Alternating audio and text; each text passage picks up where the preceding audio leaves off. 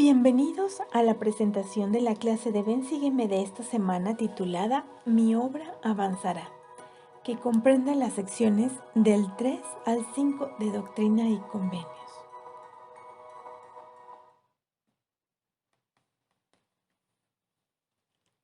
Durante los primeros años en que fue el profeta del Señor, José Smith todavía no sabía todo en cuanto a la obra maravillosa que había sido llamado a llevar a cabo. Sin embargo, algo que sus primeras experiencias le enseñaron fue que a fin de calificar para la obra de Dios, su mira realmente debería estar puesta únicamente en la gloria de Dios. Estas secciones hablan precisamente de dónde ponemos nuestro corazón. Durante esta semana estuve reflexionando varias veces sobre por qué se incluyó en esta clase la sección 4 de Doctrina y Convenios, cuando normalmente conocemos que esta es una sección misional y no una sección de que se relacione aparentemente con lo que con lo que hablan las secciones 3 y 5. Sin embargo, al estudiar precisamente, el Señor nos amonesta a que ayudemos a avanzar su obra con la mira puesta únicamente en la gloria de Dios. El primer tema que vamos a ver es aprender a confiar en Dios en lugar de temer al hombre. ¿Qué lecciones podemos aprender de José Smith en estas secciones?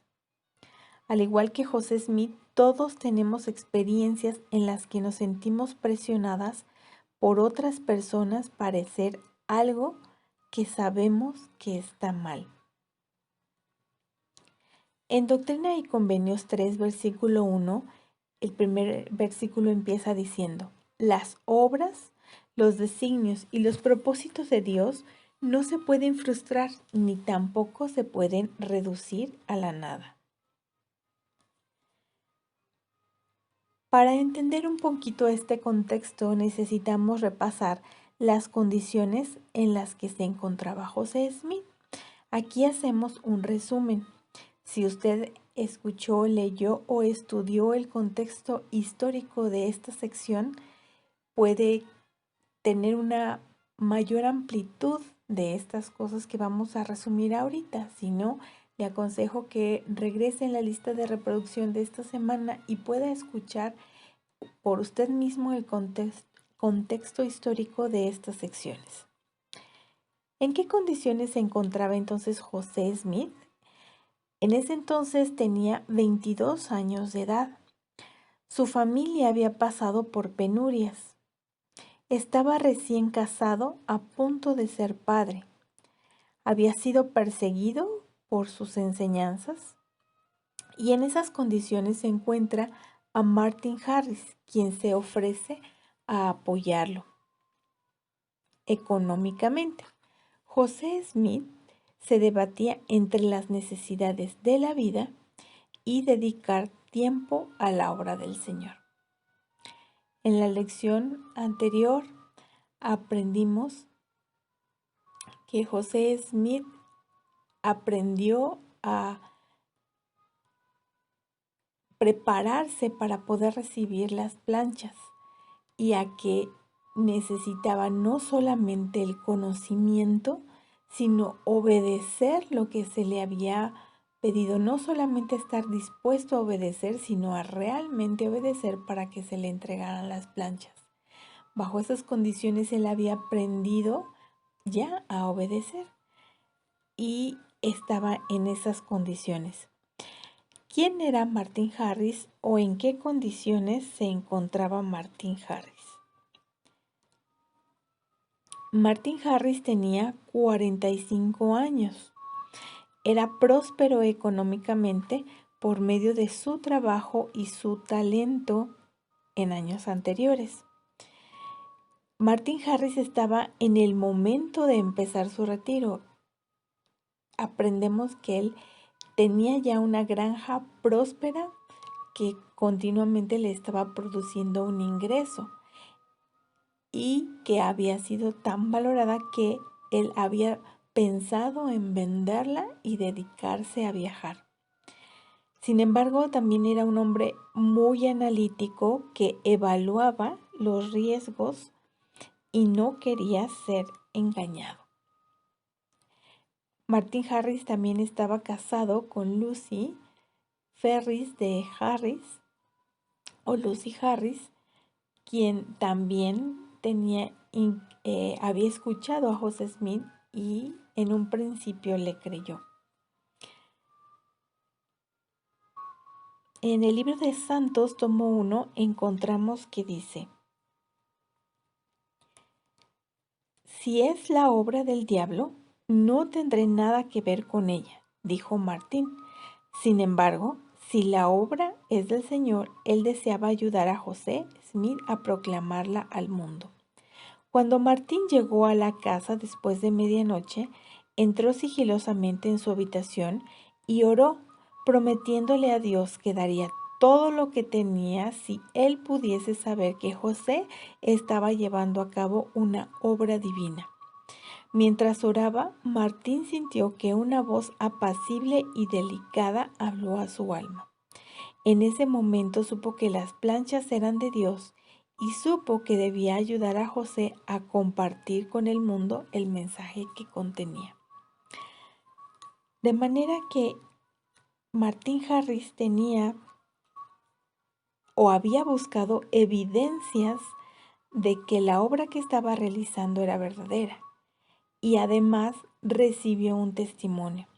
Él se debatía entre creerle a José Smith por lo que veía y creerle a José Smith por el testimonio que había recibido del Señor.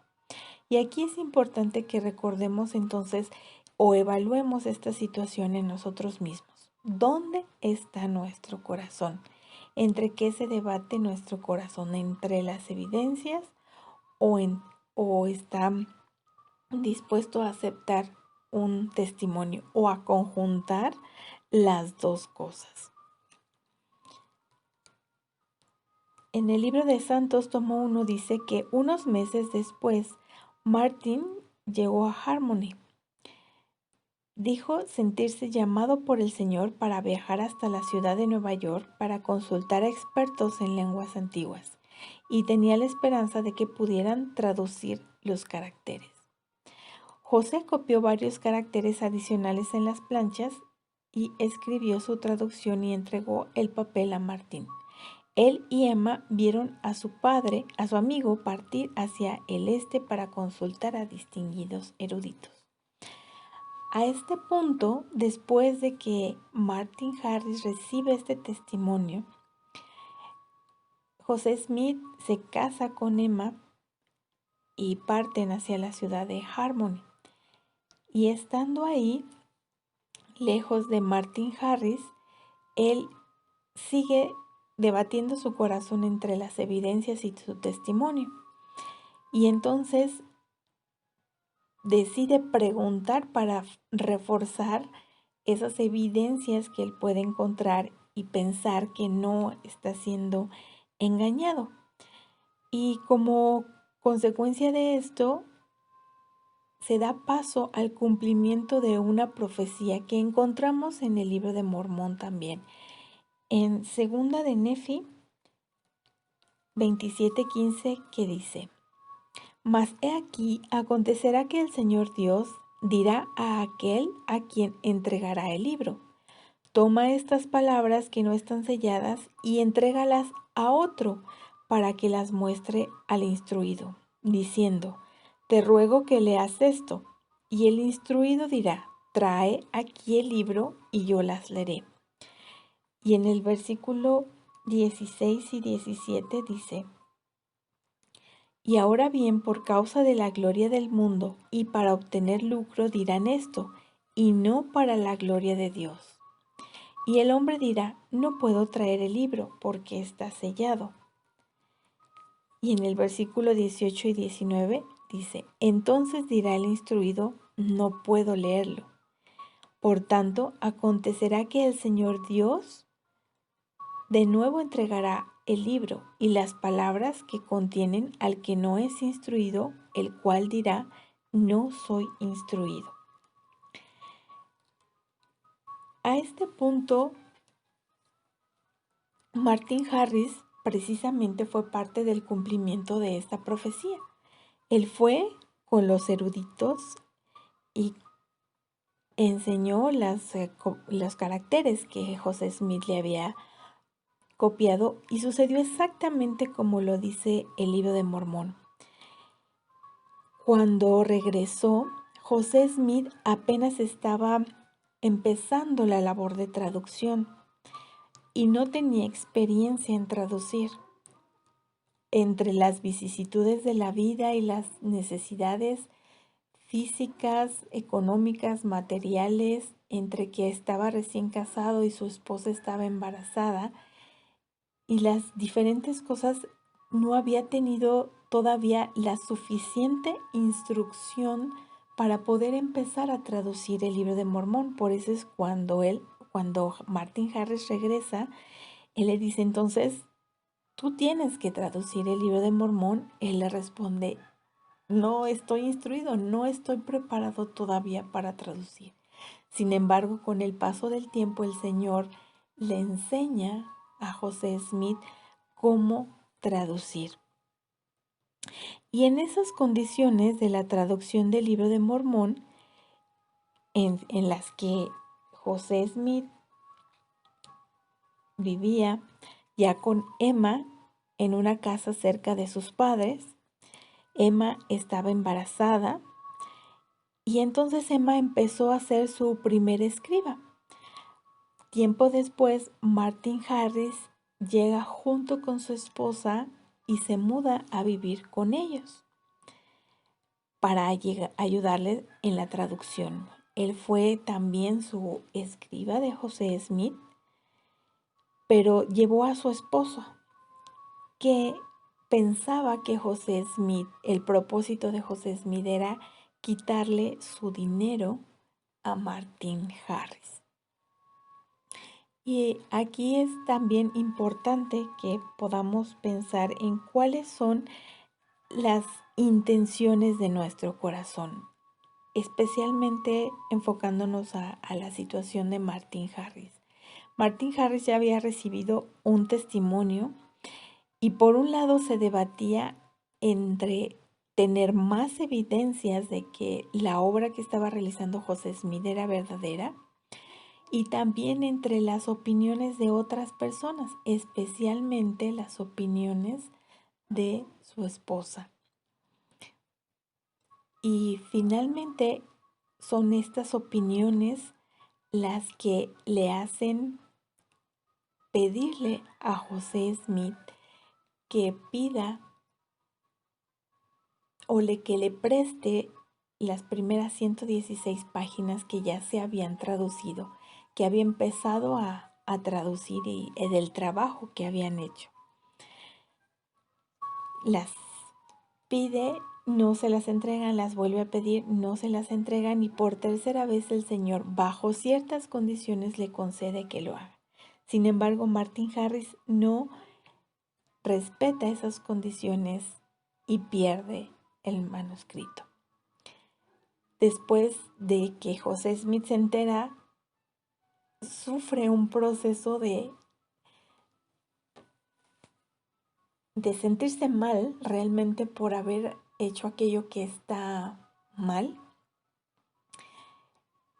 Y es bajo estas condiciones que el Señor le da como revelación la sección 3 de Doctrina y Convenios, donde nuevamente lo vuelvo a leer, dice: las obras, los designios y los propósitos de Dios no se pueden frustrar, ni tampoco se pueden reducir a la nada.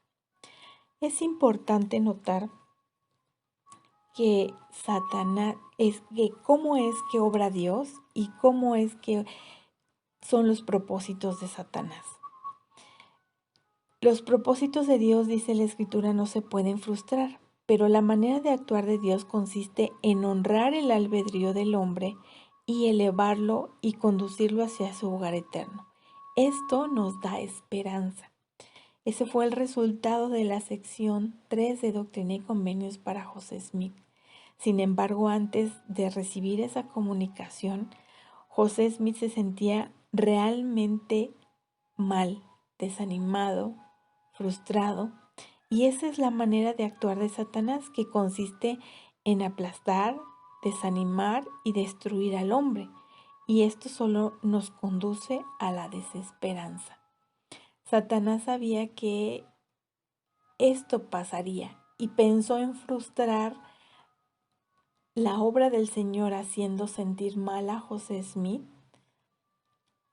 haciendo perder esas planchas, haciendo que la obra se truncara, tal vez con muchas ideas que tenía él de truncar la obra, tanto por la situación como por la persona de José Smith. Sin embargo, en la sección 3 encontramos precisamente las amonestaciones de el Señor hacia José Smith. En el versículo 3 dice: recuerda que no es la obra de Dios la que se frustra, sino la de los hombres.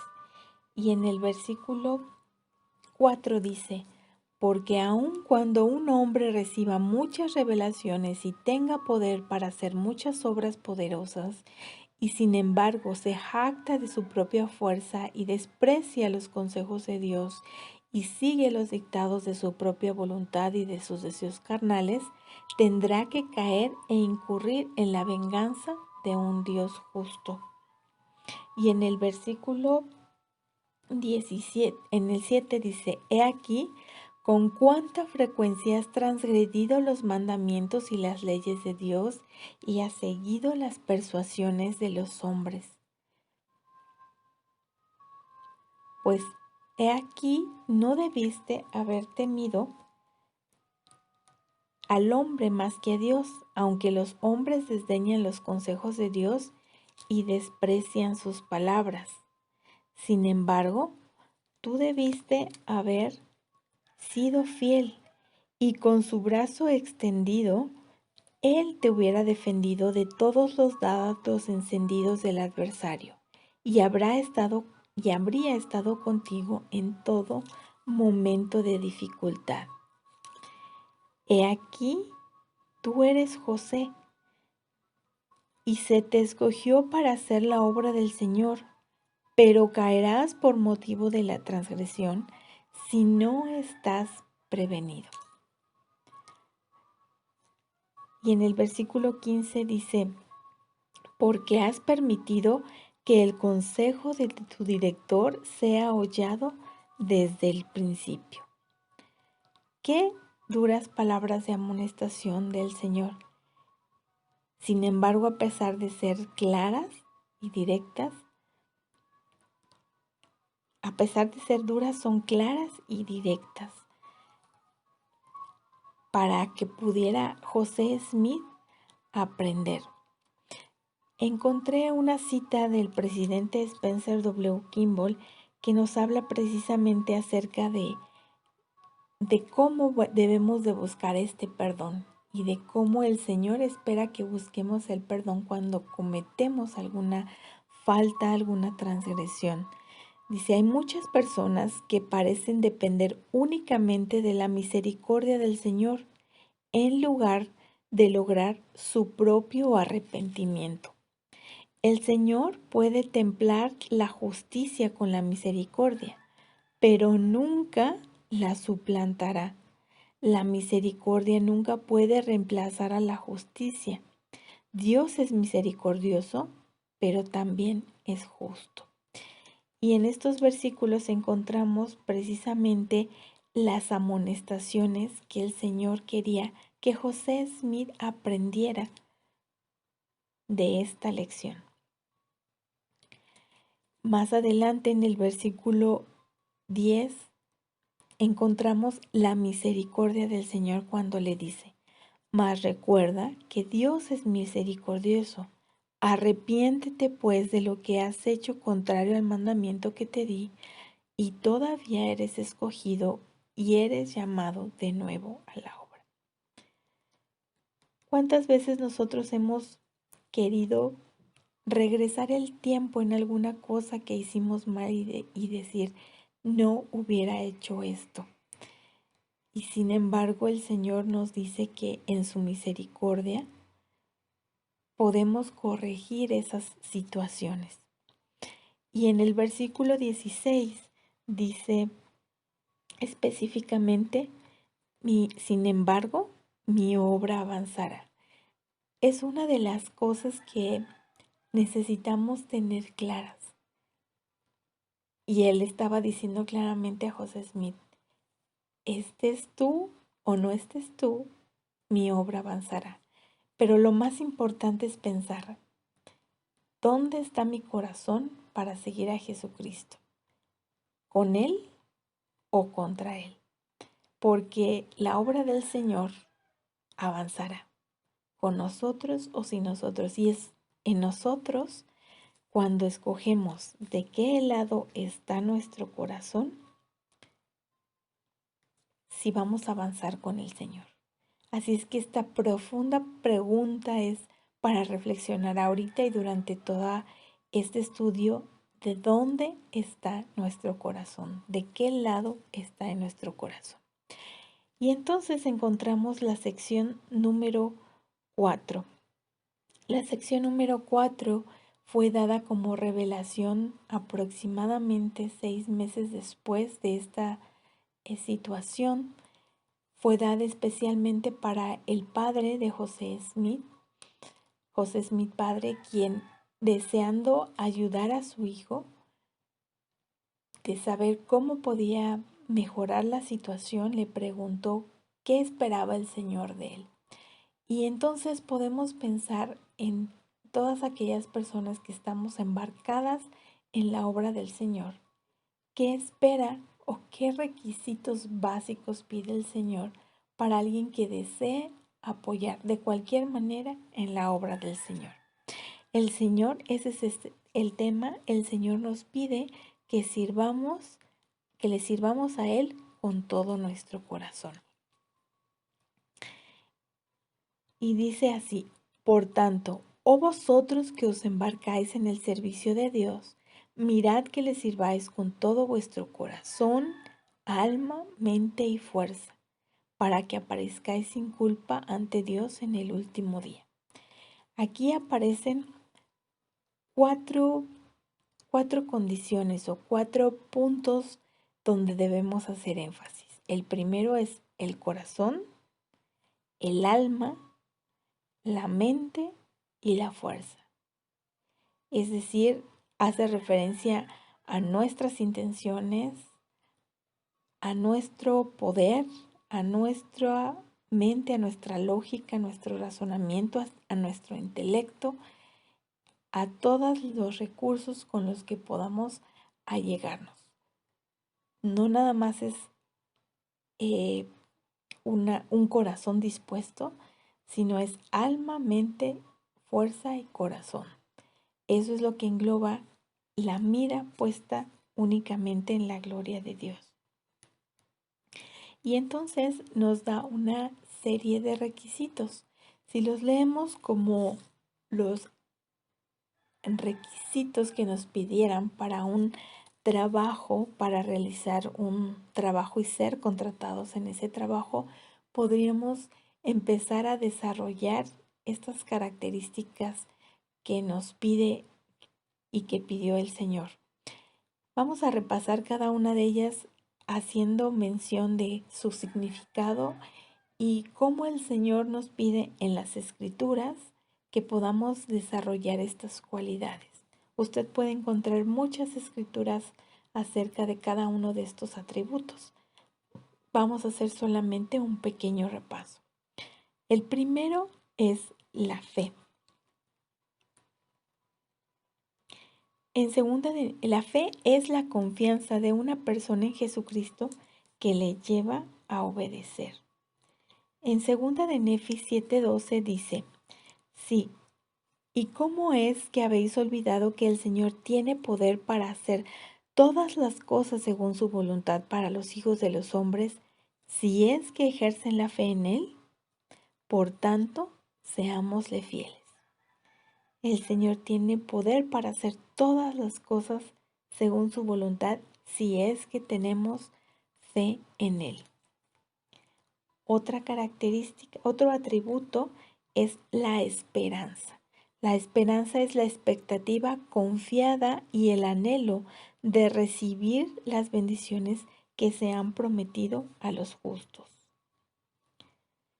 Y en Primera de Juan 3, versículo 2 y 3 dice, cuando Él aparezca seremos semejantes a Él, porque le veremos tal como es. Y todo aquel que tiene esta esperanza, en Él se purifica así como Él es puro. El siguiente atributo es la caridad. La caridad es el amor que tiene Cristo por los hijos de los hombres y que éstos deben tener entre sí. Y en Moroni 7:45 encontramos que dice, y la caridad es sufrida y es benigna, y no tiene envidia, ni se envanece, no busca lo suyo, no se irrita fácilmente, no piensa el mal, no se regocija en la iniquidad, sino se regocija en la verdad. Todo lo sufre, todo lo cree, todo lo espera, todo lo soporta. Es de mencionar que la caridad y la fe se mencionan 2 veces en esta sección. El siguiente atributo es el amor. El amor a Dios comprende la devoción, la adoración, la reverencia, la ternura, la misericordia, el perdón, la compasión, la gracia, el servicio, la gratitud y la bondad.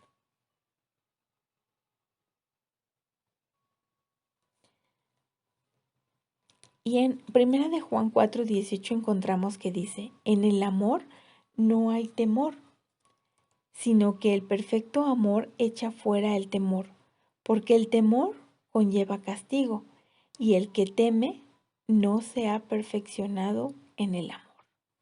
Es por medio del amor que podemos superar nuestros temores.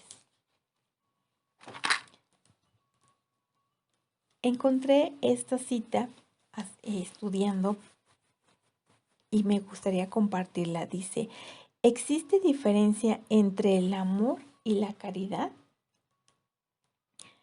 El Señor se ha referido a ellos como atributos diferentes en varias ocasiones, como por ejemplo en Doctrina y Convenios 4:5.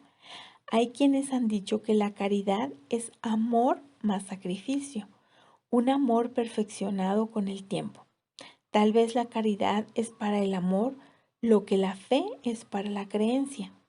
Tanto la fe como la caridad requieren acción, obra y sacrificio.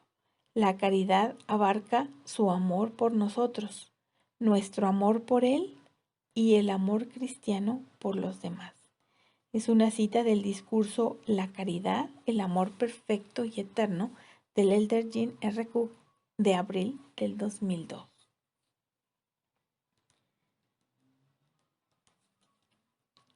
El siguiente atributo es con la mira puesta únicamente en la gloria de Dios. Cuando trabajamos por el Señor, ¿por qué lo hacemos? ¿Cuáles son las intenciones de nuestro corazón? En Doctrina y Convenios 3:7 dice, pues he aquí, no debiste haber temido al hombre más que a Dios, aunque los hombres desdeñan los consejos de Dios y desprecian sus palabras. Es decir, tener presente la mira de Dios primero que nada. El siguiente atributo es el conocimiento. Y dice en Doctrina y Convenios 11:21, no intentes declarar mi palabra, sino primero procura obtenerla, y entonces será desatada tu lengua. Luego, si lo deseas, tendrás mi espíritu y mi palabra, sí, el poder de Dios para convencer a los hombres. El siguiente atributo es la templanza, que es la cualidad humana que induce a usar o a hacer las cosas con moderación. Y en Alma 7:23, que estudiándolo también puede ser los consejos de Alma para que podamos desarrollar los atributos que nos permiten trabajar en esta obra, dice en especial, siendo moderados en todas las cosas. Esa es la templanza, usar todas las cosas en su justa medida. La siguiente atributo es la paciencia. La paciencia es la calma para sufrir, la capacidad de soportar la aflicción, los insultos o los agravios sin quejarse ni buscar venganza. Es particularmente importante esta descripción que hace de sin quejarse, pues si sufrimos estos, aunque nos quejemos, ya nuestra paciencia no está siendo perfeccionada. En Santiago 1, 3 al 4 encontramos que dice: la prueba de vuestra fe produce paciencia, pero tenga la paciencia su obra perfecta, para que seáis perfectos y cabales, sin que os falte cosa alguna. Porque la paciencia es precisamente una prueba. El siguiente atributo es la bondad fraternal, que es la inclinación o tendencia natural a hacer el bien a los demás. Y en 2 de Tesalonicenses encontramos que dice: pero vosotros, hermanos, no os canséis de hacer el bien. El siguiente atributo es la piedad, que es un sentimiento de compasión o misericordia que produce alguien que sufre o que padece. Y en esto se parece precisamente a la misericordia. En Oseas 32, en Oseas 6, dice: porque misericordia quiero y no sacrificio, y conocimiento de Dios más que holocausto. Más que conocimiento o sacrificios o una obediencia externa, el Señor pide de nosotros misericordia para nosotros y para los demás. Y el siguiente atributo es la humildad. La humildad es la condición de ser manso y moldeable o hacer que alguien lo sea. En Doctrinas y Convenios 112:10 dice: sé humilde y el Señor tu Dios te llevará de la mano y dará respuesta a tus oraciones. El siguiente atributo es la diligencia, que es un esfuerzo constante y valiente, particularmente en el servicio del Señor y en la obediencia a sus palabras.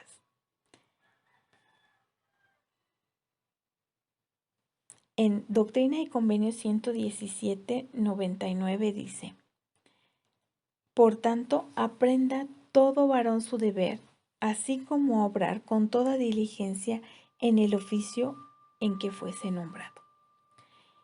Y un último, no atributo, pero sí una última recomendación que dice en Doctrina y Convenios 4 es: pedid. El Señor nos insta varias veces a que pidamos, a que le pidamos a Él. En Doctrina y Convenios 32:4 dice: por tanto, si después de haber hablado yo estas palabras no podéis entenderlas, será porque no pedís ni llamáis. Así que no sois llevados a la luz, sino que debéis perecer en las tinieblas. El Señor y el presidente Russell M. Nelson nos han instado a que le pidamos especialmente conocimiento para que Él nos pueda revelar su voluntad, nos pueda revelar su guía, nos pueda revelar lo que necesitamos o podemos hacer. ¿Qué puede hacer usted para desarrollar cada uno de estos atributos? El siguiente tema es: el testimonio de la verdad viene a aquellos que son humildes y creyentes. Y retomamos la historia de Martin Harris, no con el fin de denostarlo, sino de aprender las cosas que él hizo y cómo pueden aplicarse a nosotros. Si las planchas de oro se mostraran para que las viera el mundo entero, ¿convencería esto a todos de la veracidad del Libro de Mormón? Si cada uno de los habitantes de esta tierra viera las planchas de oro y vieran el Libro de Mormón, ¿creerían en que el Libro de Mormón es la palabra de Dios revelada? En Doctrina y Convenios 5:7 dice: He aquí, si no quieren creer mis palabras, no te creerán a ti, mi siervo José, aunque te fuese posible mostrarles todas estas cosas que te he encomendado. Y en el versículo 16 dice: Y he aquí, a los que creyeren en mis palabras, visitaré con la manifestación de mi espíritu, y nacerán de mí, ¿sí? Del agua y del espíritu. Vemos aquí dos actitudes contrarias. Aquellos que aunque vean, no creen, y aquellos que creen, y entonces la promesa es que nacerán del agua y del espíritu. ¿Cuáles son las características de Martin Harris como testigo? Martin Harris escuchó el testimonio de José Smith directamente. Martin Harris recibió un testimonio del Señor de que la obra de José Smith estaba realizando era de Dios. Lo vimos anteriormente, cuando se arrodilló y recibió precisamente ese testimonio. Él fue parte del proceso de traducción antes de ver las planchas y estuvo en ese proceso maravilloso de escuchar cómo es que José Smith traducía las planchas. Fue parte del cumplimiento de una profecía, como lo vimos anteriormente, al llevar los caracteres a las personas instruidas y al ayudarle a José Smith a poder traducir el Libro de Mormón. Y finalmente se le concedió el deseo de su corazón y el ángel Moroni le enseñó directamente las planchas de oro, de manera que él pudo tener ese testimonio directamente, no porque solamente José Smith se lo haya dicho, sino porque vio las planchas de oro por medio de un ángel. Y es precisamente lo que nosotros debemos preguntarnos: ¿dónde está nuestro corazón? Si en la mira puesta en la gloria de Dios o en las cosas de este mundo, en las cosas materiales o terrenales.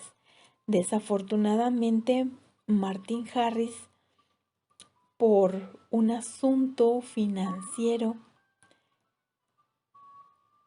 dejó de creer en José Smith y eventualmente fue excomulgado de la iglesia. Aún a pesar de haber visto a un ángel y aunque nunca perdió su testimonio de las planchas, sí perdió por un tiempo el testimonio de la restauración del Evangelio y de José Smith como profeta, porque en algún momento puso en su corazón en las cosas de este mundo, en la parte económica, en la parte material. Sin embargo, con el tiempo, Martin Harris regresó a la iglesia y se volvió a bautizar.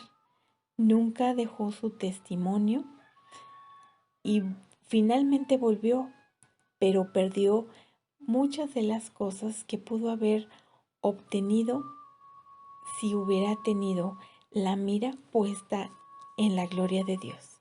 Entonces también nosotros debemos preguntarnos: ¿dónde está nuestro corazón? El elder M. Russell Ballard nos instó a que pudiéramos hacer esto. Dice, durante las próximas semanas encuentren tiempo para analizar las metas y los planes de su vida y asegúrense de que sean compatibles con el gran plan de nuestro Padre Celestial para nuestra felicidad. Si necesitan arrepentirse y cambiar, entonces consideren hacerlo ahora. Tómense el tiempo para pensar, con espíritu de oración, acerca de qué ajustes son necesarios para ayudarlos a mantenerse con la mira puesta únicamente en la gloria de Dios. Cita del discurso Volver y Recibir del Elder M. Russell Ballard de abril del 2017. Y hasta aquí llegamos con la presentación de la clase de esta semana. Recuerden que pueden descargar esta presentación en PDF en el cuadro de información de este video o obtener la liga para poder ver en Google Slide. Si tienen alguna otra enseñanza, pueden hacerlo a través de los comentarios y se los agradeceremos mucho. Gracias.